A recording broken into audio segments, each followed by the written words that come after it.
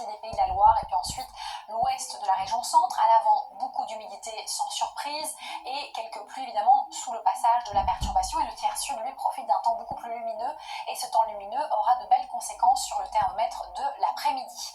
Alors le front chaud, il aura tendance évidemment à avancer, Hauts-de-France, ici Massif central, mais dans son axe, il sera moins actif en termes de précipitations. Voilà, c'est le point que je voulais signaler. On passe directement aux températures nocturnes.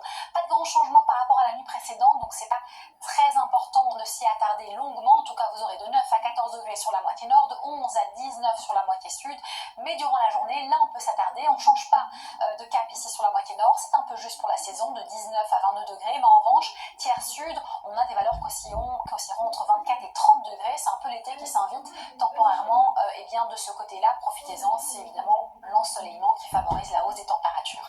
Un petit coup d'œil sur la semaine, c'est l'arrivée non seulement du front chaud, mais aussi du front froid lundi, sud-ouest, nord-est, avec des pluies plus marquées dans sa partie nord. À l'arrière, eh bien un peu d'instabilité, forcément le cyclone qui est actif en termes de quelques averses, mais surtout de vent.